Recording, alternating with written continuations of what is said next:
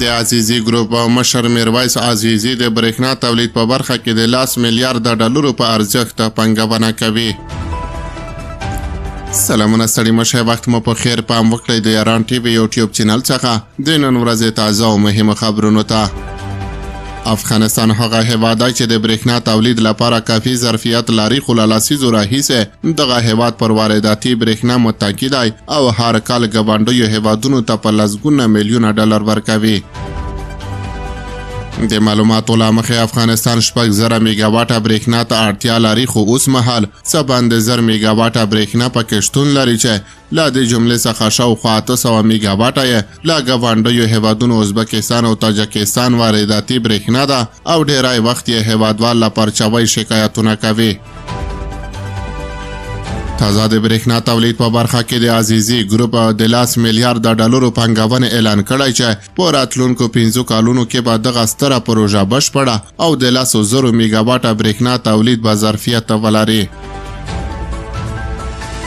د عزیزي ګروپ مشر میرویس عزیزي وایي، زه عزیزي بدون د هیڅ بانک له کومکه زه نن دلته حاضر یم چې دغه 10 میلیارډ ډالره پانګونه د انرژۍ په برخه کې په خپل هیواد کې په 5 کلونو کې مخته یوسم. نوموړی زیاتوي چې اوبه د ډبرو سکاره، بادونه او لمر د برېښنا تولید هغه طبیعي زیرمې دي چې د اوبه او انرژۍ وزارت د معلوماتو له مخې د 3,000 میګاواټه برېښنا د تولید ظرفیت لري.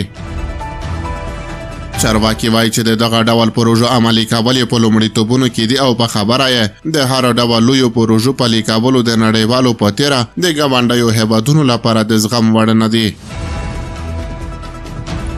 د صنعت او سوداګرۍ وزارت مسؤلین بیا ډاډ ورکوي چې د خصوصي سکتور د لا پیاوړتیا هڅو ته دوام ورکوي او په خبره د تولید په ټولو برخو کې د دغه ډول پروژې له ځان بساینې سربیره افغانستان په یو صادراتي هیواد هم بدلوي.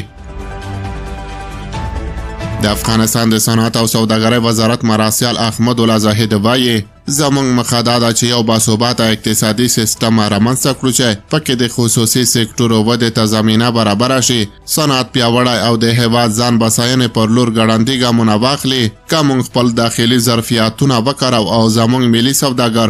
د هیواد اقتصادي پرمختګ او زیربنا او صنعت او تولید په برخو کې پانګونه وکړي، نو ډېر ژر کولی شو چې خپل هیواد په اقتصادي انقلاب سره پر یوه صنعتي او صادراتي هیواد بدل کړو.